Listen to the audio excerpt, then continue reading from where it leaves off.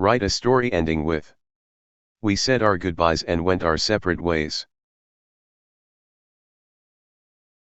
Last year during the year-end holidays, I had an opportunity to participate in a youth camp organized by the Boy Scouts Association of my school.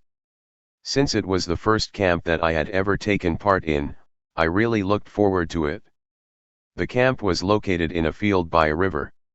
It was on the first day of the camp that I met Leo, who was a year my senior.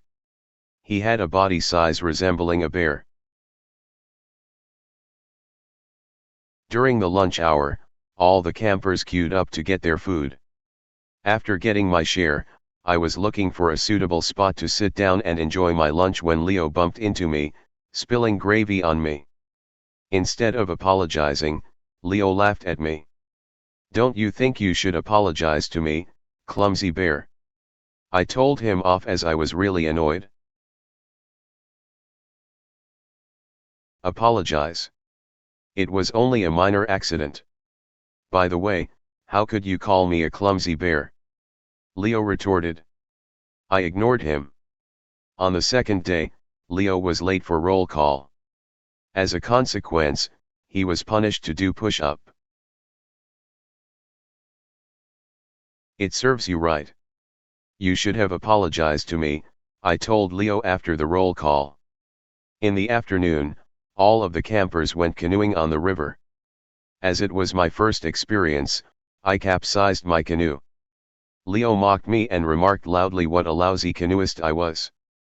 Very much embarrassed and furious, I swam towards his canoe with clenched fists. Fortunately, some other campers managed to hold me back before I did something regretful. We went jungle trekking in the afternoon of the third day. While carrying out the activity, I sprained my ankle accidentally and was left behind. Though the pain was excruciating, I stumbled on since I did not want to be lagged behind too far.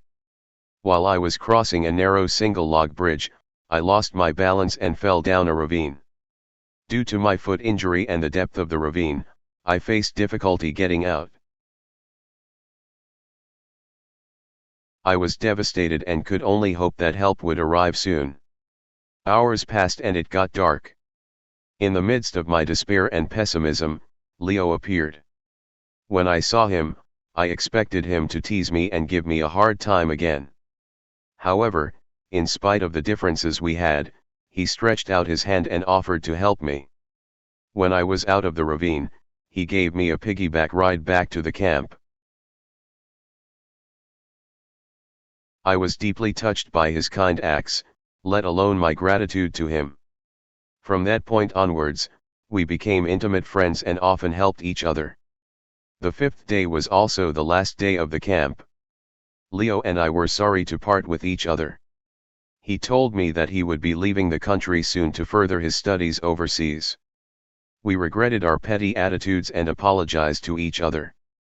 We said our goodbyes and went our separate ways.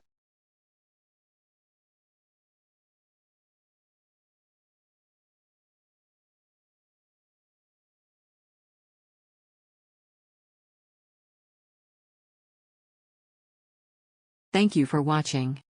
Thank you for watching.